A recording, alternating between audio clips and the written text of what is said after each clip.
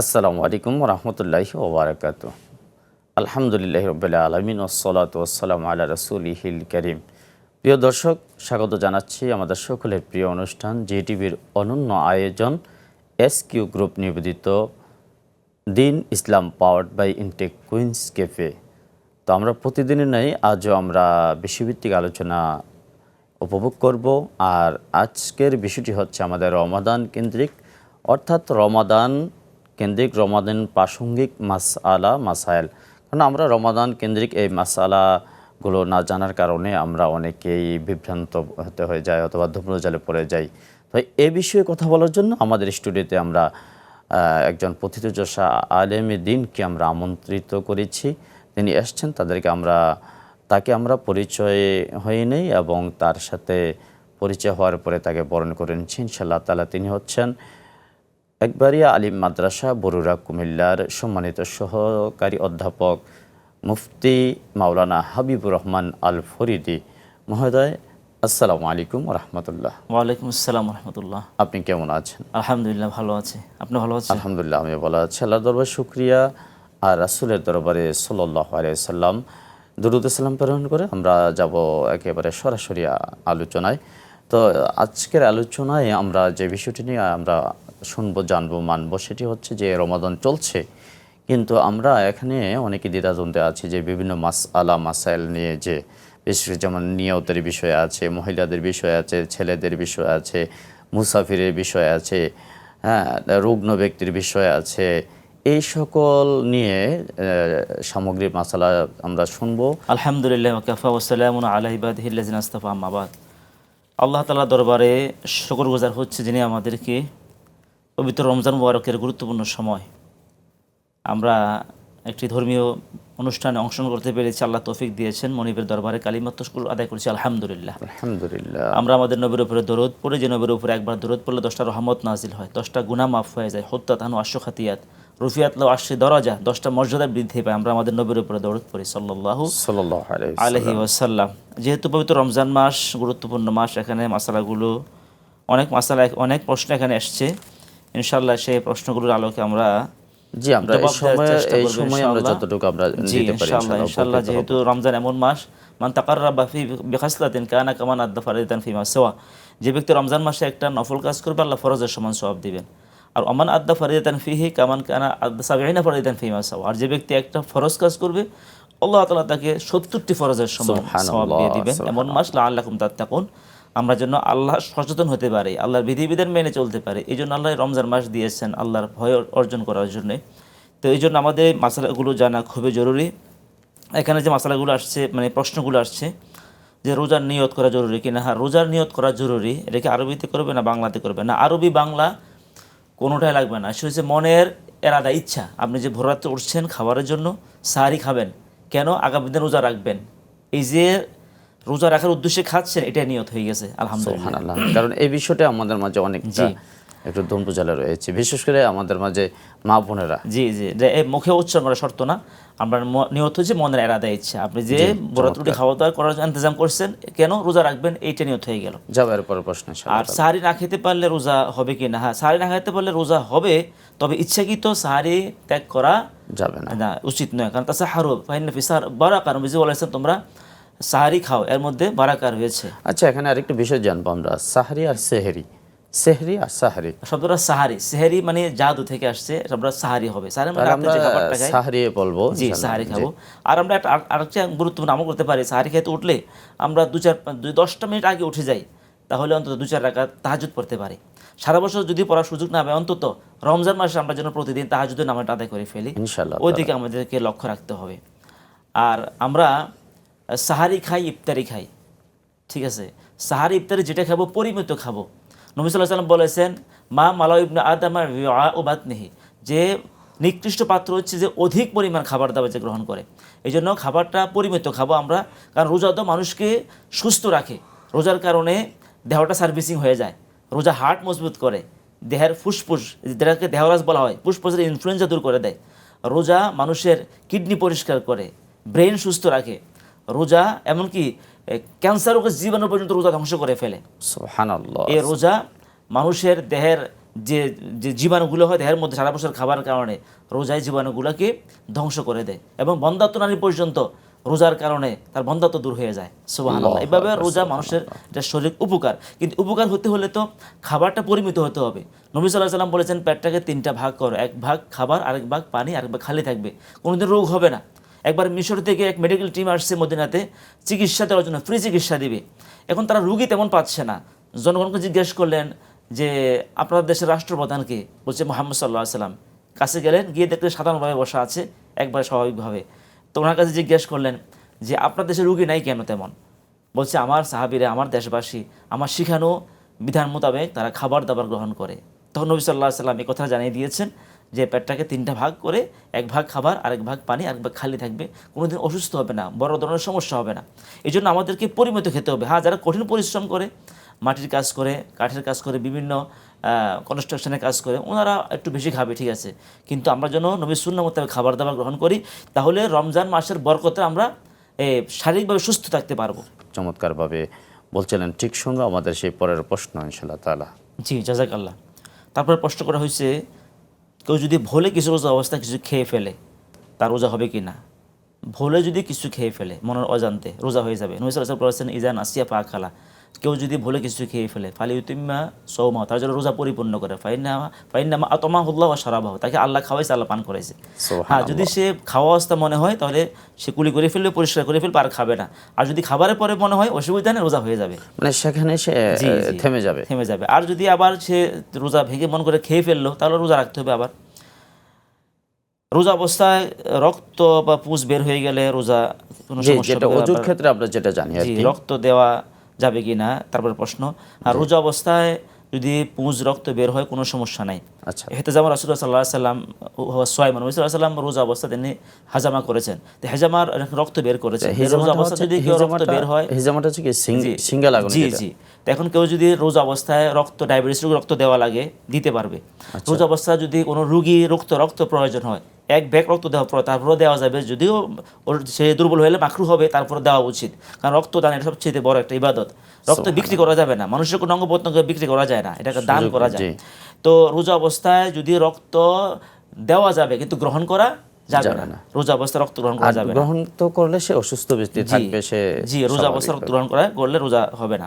রোজা অবস্থায় চোখে, কানে, নাকে ড্রপ দেওয়া যাবে কিনা, চোখে সুরমা দেওয়া যাবে কিনা? হ্যাঁ, যাবে। রোজা অবস্থায় ড্রপ দেওয়া যাবে চোখে, যদি ভিতরে না যায়, সবার কিন্তু যায় না, যদি অল্প পরিমাণ দিবে। আর কানে ড্রপ দেওয়া যাবে না। আর কানে দেওয়া যাবে, নাকে দেওয়া যাবে না। কানে দিলে ভিতরে যায় না, যদি কারো সমস্যা হয় তো সে না দিবে। আর নাকে দেওয়া যাবে না, আর চোখে সুরমা দেওয়া যাবে। নাকে ড্রপটা দিলে সরাসরি ভিতরে চলে যেতে পারে, এই জন্য এটা দেওয়া যাবে না। আর চোখে এবং কানে ড্রপ দেওয়া যাবে, আর চোখে সুরমা দেওয়া যাবে। জি, রোজা অবস্থায় তেল, ক্রিম, এই জাতীয় এগুলা দিতে পারবে, কোনো অসুবিধা নেই। রোজা অবস্থায় গীবত, শিকায়েত, মিথ্যা বা হারাম উপার্জন করে রোজার হুকুম কি? হ্যাঁ, রোজা অবস্থায় আসলে এই যে গীবত, মিথ্যা, ঝগড়া, গালিগালাজ বা হারাম উপার্জন, এটা তো সবসময় হারাম। অনেকটা অপবাদের ক্ষেত্রে চলে যাচ্ছে। জি, এগুলো সবসময় তো হারাম। রোজা অবস্থায় তো হালাল খাবারটা হারাম হয়ে যায়, আর যেগুলো আগের থেকেই হারাম এগুলো তো প্রশ্নে আসে না। সুতরাং রোজা অবস্থা যদি কেউ হারাম উপার্জন করে, মনে রাখবেন হারাম খেলে রোজা কবুল হবে না। একজন সাহাবী পর্যন্ত কাবা গরিয়া দোয়া করতেছেন, আল্লাহ তাআলা নবীর মাধ্যমে জানিয়ে দিয়েছেন, মাতআমু হারামুন, মালবাসু হারামুন, মাশরাবু হারামুন, ফান্নাস্তাজাবু লিযালিক। তুমি, তোমার খাওয়া হারাম, তোমার পানীয় যা করছো হারাম, জামাটা হারাম, বাড়ি হারাম, কিভাবে তোমার দোয়া কবুল হবে? সুতরাং হারামের সাথে সম্পৃক্ত হলে রোজা কবুল হবে না। এই জন্য সুদের মতো, দুর্নীতির মতো, ঘুষের মতো অন্যায় কাছ থেকে যদি বেঁচে না থাকি, আমরা যদি হারাম না ছাড়তে পারি, শুধু রোজা নয়, কোনো আমলে কবুল হবে না। গীবতের বিষয়টা আমরা একটু ক্লিয়ার হব যে গীবত তো সব, গীবতের একটা ক্লাসিফিকেশন আছে। জি, গীবত অর্থাৎ যদি কোনো জালিম হয়, যার সামনে তাকে সংশোধন করা যায় না, তার বিরুদ্ধে বলাটা গীবত না। যেমন সন্তানের অপরাধ বাবার কাছে গিয়ে বলল, এটা গীবত নয়। গীবত হচ্ছে আপনি এমন জায়গাতে বললেন তার কোনো কাজে আসছে না, এগুলা গীবত, সমালোচনা। আর বহতান হচ্ছে মিথ্যাপবাদ। তো এই সমস্ত কাজ যারা করে, এবং ঝগড়া, মিথ্যাপবাদ যারা একজন, এটা বানিয়ে মিথ্যা কথা বলা, একজনের বিরুদ্ধে বলা, পরিণতিটা কি?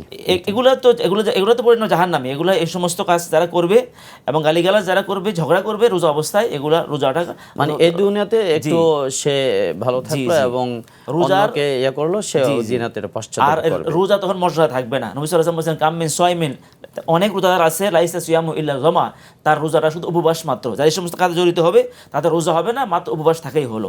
জি। তারপরে প্রশ্ন, রোজা অবস্থায় বিড়ি সিগারেট ধূমপান আগরবাতির ধোঁয়া রাখে গেলে রোজা হবে কি না? ধূমপান তো সবসময় হারাম। ধূমপান এটা বিষ পান, হার্ট অ্যাটাক হয়, ক্যান্সার হয়, ব্রেন স্ট্রোক ঘটায়। ধূমপান এটা হারাম। ধূমপান এটা নেশার প্রথম স্তর। এই জন্য ধূমপান যদি রোজা অবস্থা ধূমপান করে, যদি কেউ কেউ এটা মাকরু বলেছেন, না এটা রোজা ক্ষতিকর। ধূমপান বিষ পান, এটা মেডিকেল সায়েন্সে স্বীকৃত, এটা গবেষণামূলক মেডিকেল সায়েন্সের স্বীকৃত প্রমাণিত সত্য, ধূমপান যে বিষ পান। এই জন্য এটা হারাম এবং ধূমপান হচ্ছে নেশার প্রথম স্তর। আর রোজা অবস্থায় আগরবাতির ধোঁয়া ইচ্ছাকৃত নিলে রোজা ভেঙে যাবে, রোজা কাজা করতে হবে। আর যদি অনিচ্ছাকৃত হয়ে যায় তাহলে এই জন্য সে কাজা করতে হবে না। আর ধূমপান করলে রোজা আবার রাখতে হবে, যদিও এটা ধোঁয়া, এই জন্য এটা রোজা রাখতে হবে আবার। রোজা অবস্থায় মেডিসিন গ্রহণ করে মা বোনরা যদি তাদের মিন্স বন্ধ রাখে রোজা রাখতে পারবে কি না? হ্যাঁ, মিন্স বন্ধ রেখে রোজা রাখলে রোজা হয়ে যাবে, তবে মিন্স বন্ধ রাখাটা উচিত না। কারণ হচ্ছে যে এটা স্বাভাবিক আল্লাহ কর্তৃক প্রদত্ত, এটা প্রত্যেক মাসে একটা পিরিয়ড তার হচ্ছে, এর দ্বারা সে সুস্থ হচ্ছে, মূলত তার দূষিত রক্তগুলো বের হয়ে যাচ্ছে। এই জন্য মা বোনরা মেডিসিন গ্রহণ করে রোজা রাখার প্রয়োজন নেই, মানে মেডিসিন গ্রহণ করে তার মিন্স বন্ধ করে রোজা রাখার প্রয়োজন নাই। সে স্বাভাবিক তার যে মিন্স যখন হবে রোজা ভেঙে ফেলবে, রোজাগুলো পরে রাখবে, নামাজ মাফ হয়ে যাবে, কিন্তু রোজাগুলো পরবর্তীতে কিন্তু অনেকে এটা মনে করছেন যে পরবর্তীতে কি আমরা রাখতে পারবো কিনা, এই আশঙ্কা করে অনেকে এটা করছে না। এটা যেহেতু তার স্বাভাবিক একটা প্রক্রিয়া, এটা আল্লাহ প্রদত্ত, এই জন্য উত্তম হচ্ছে তার হাইজ বা মিন্সের সময় রোজাগুলো সে ভেঙে ফেলবে, নামাজ মাফ হয়ে যাবে, আর রোজাগুলো পরবর্তীতে সে রেখে ফেলবে, এটাই উত্তম।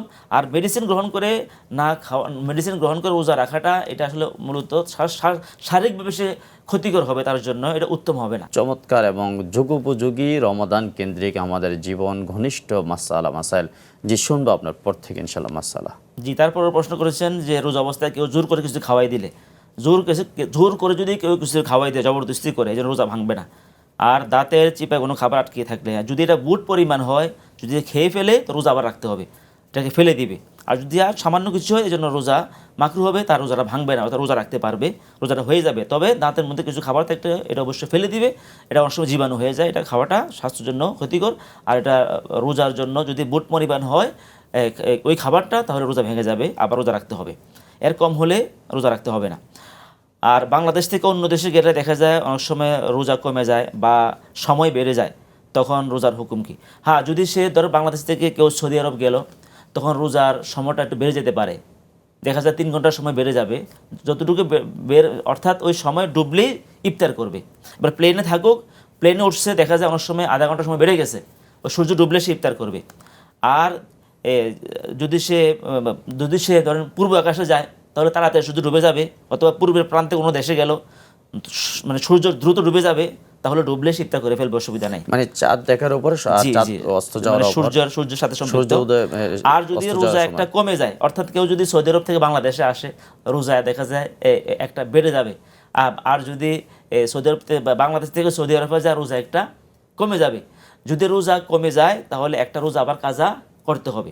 বাংলাদেশ থেকে সে গেল সৌদি আরবে, যেহেতু ওনারা আমাদের একদিন আগে রোজা শুরু হয়েছে, তাহলে একটা রোজা সে কমে যাচ্ছে, সে ঈদ করে ফেলবে, কিন্তু পরবর্তীতে সৌদি আরবের সাথে ঈদ করে ফেলবে, কিন্তু পরবর্তীতে তিনি আরেকটা রোজা কাজা করতে মানে রাখতে হবে সে। আর যদি বাংলাদেশে আসার পরে দেখা যায় এখনো ঈদ হচ্ছে না, ধরুন সৌদি আরব থেকে রওনা দিল, একটা রোজা বেড়ে যায়, বাংলাদেশে আসলে একটা রোজা বেড়ে যাবে, হয়তো তার 29-30 হবে অথবা 31 হবে, তখন সে একটা রোজা রাখতে হবে। এখন অতিরিক্ত হলে নফল সওয়াব হবে, কারণ বাংলাদেশে যারা আমরা ঈদ করবো আমাদের সাথে সে ঈদ করবে। এটা হলো যদি বিধান সময়ের কারণে। রোজা অবস্থা যদি কারো ইচ্ছাকৃত যদি কেউ রোজা ভেঙে ফেলে, তার বিধানকে ইচ্ছাকৃত রোজা ভাঙলে তাকে 60টি অর্থাৎ একটা কাফারা মানে 60টি রোজা রাখতে হবে। এখন কেউ যদি 5টি বা 10টি ভাঙে, হ্যাঁ 5টি বা 10টি ভাঙলে মনে রাখতে হবে কাফারা একটি আসে, রোজা একটি ভাঙুক, 5টি ভাঙুক, 10টি কাফারা হলো একটি, অর্থাৎ কাফারা একটি মানে 60টি রোজা, 60টি। এখন একটা রোজা ভাঙলে একটা কাজা, 60টি কাফারা, 60টি রোজা অত কাফারা, তাহলে 61টি হবে।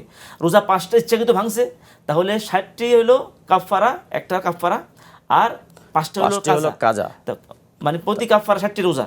আর কাফারা আল্লাহ সহজ করছে এখানে, পুরো রমজানে যতটা রোজা ভাঙো কাফারা কিন্তু একটাই আসবে, তাহলে তার 65 হয়ে গেল। হ্যাঁ, তাহলে 5টা ভাঙলে রাখতে হবে শুধু মানে যতটা ভাঙবে 65 অর্থাৎ 5টা কাজা, শুধু কাজার সংখ্যা বাড়বে, কাফারার সংখ্যা কাফারা ঠিক একটাই, থাকবে। অর্থাৎ কাফারা 60টি রোজা। যেমন কেউ 10টি রোজা ভাঙলো, 10টি রোজা ভাঙার কারণে 10টি কাজা আর একটি কাফারা মানে 60টি রোজা, 60টি রোজা, তাহলে হবে করে 70টি রোজা রাখতে হবে। এইভাবে আল্লাহ এখানে সহজ করছেন, প্রতি রমজানে কাফারা একটাই আসে, অর্থাৎ 60টি রোজা রাখতে হবে যদি সে ইচ্ছাকৃত রোজা ভাঙে। আর যতটা ভাঙছে ততটা কাজা হবে। আর রোজা রাখতে হবে একসাথে। মা বোনদের ক্ষেত্রে তো মিন্সের সময় সে এটা ভাঙবে, পরে আবার রাখতে হবে একসাথে। ঠিক পুরুষেরা একসাথে রাখতে হবে 60টি রোজা। যদি মধ্যে ভেঙে ফেলে আবার শুরু থেকে শুরু করতে হবে। এরপরে প্রশ্ন হচ্ছে, অসুস্থের কারণে রোজা রাখতে না পারলে অথবা সফর অবস্থায় থাকলে, যে মুসাফিরের সফর অবস্থা রোজা রাখতে পারলে ভালো। যদি কেউ রাখতে না পারে রোজাগুলো পরে রাখলে হবে, যেহেতু সফরে তার কষ্ট হতে পারে, এই জন্য সফর অবস্থা রাখতে পারলে ভালো।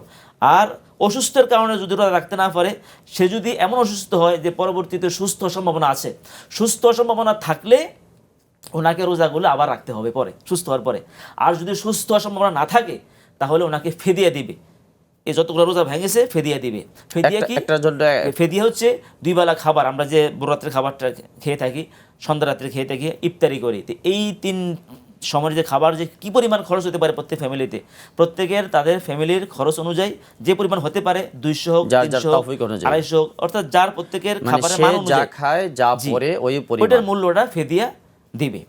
এটা হচ্ছে যে যদি সে সুস্থ না হয়, আর যদি সুস্থ হওয়ার সম্ভাবনা আছে তাহলে সে রোজা পরবর্তীতে কাজা করতে হবে। আরেকটি প্রশ্ন উত্তর শুনে আমরা শেষ করে দেব ইনশাআল্লাহ। আমরা অনুষ্ঠানটা আর পথে চলে আসছি যে ইফতারের বিষয়টা, যেমন আমরা অনেক জায়গায় মসজিদের ইফতার আজান না দিলে, মাগরিবের আজান না দিলে ইফতার করছি না, ঠিক তেমনিভাবে সাহারির সময় এমন হচ্ছে, বিশেষ করে মা বোনদের ক্ষেত্রে বিষয়টা এমন হচ্ছে। জি জি, আসলে এখানে ইফতার বলে আমরা শেষ করব ইনশাআল্লাহ। ইফতার সময় হলেই ইফতার করে ফেলতে হবে, সময় হলেই ইফতার করে ফেলতে হবে। আপনার এখানে মসজিদে আজান দেওয়া কিনা শর্ত না। হ্যাঁ, অবশ্যই মা বোনরা আজানের দিকে লক্ষ্য রাখে বেশি। তখন স্থানীয় যারা মুয়াজ্জিন আছেন ওনারা দায়িত্ব হচ্ছে যে যথাসময় যেন আজানটা দিয়ে ফেলে। তো এখানে যে আরও কিছু প্রশ্ন এখানে আসছে যে গর্ভবতী মহিলা, 30 সেকেন্ডের গর্ভবতী মহিলা রোজা, সে যদি বা যারা দুগ্ধবর্তী মহিলা যারা সন্তানকে দুধ পান করায়, উনি যদি রোজা ভাঙতে পারবে, যদি ওনার সন্তান উপরে আশঙ্কা থাকে অথবা গর্ভের সন্তান আশঙ্কা থাকে, রোজাগুলো পরে তিনি রেখে ফেলবে। আর রোজা অবস্থায় টুথপেস্ট, ব্রাশ এগুলো ব্যবহার করা না করলে ভালো। আমরা রোজার আগে ভোর রাত্রে ব্যবহার করে ফেলবো, আর দিনের বেলা আমরা মেসওয়াক করবো। মেসওয়াকে নামাজের গুণ 70 গুণ বেড়ে যায়। এইভাবে আমরা ইনশাল্লাহ রোজাগুলো সঠিক নিয়মে যদি রাখতে পারি, ইনশাল্লাহ আমাদের আল্লাহর কাছে আমরা অনেক ফায়দা পাবো ইনশাআল্লাহ। আমিন, আল্লাহুম্মা আমিন। আল্লাহ আমাদের এই সকলকে এগুলো কবুল করুক, আপনার হায়াতে ইলমে তারাক্কি দান করুক, আমরা যেন অনেক শুভকামনা মোবারকবাদ। প্রিয় দর্শক, আমরা এতক্ষণ পর্যন্ত উপভোগ করছিলাম এসকিউ গ্রুপ নিবেদিত Din Islam, powered by Intech Queens cafe. তো যাব আজকের মতো এখানেই শেষ করব। তো শেষ করার পূর্বে আমরা ঠিক একই সময় একই চ্যানেলে অন্য কোনো বিষয় নিয়ে আবারও আপনাদের খেদমতে হাজির হব। ততক্ষণ পর্যন্ত আপনাদের মঙ্গল কামনা করে এখানে শেষ করছি। ফি আমানিল্লাহ। আসসালামু আলাইকুম ওয়া রাহমাতুল্লাহ।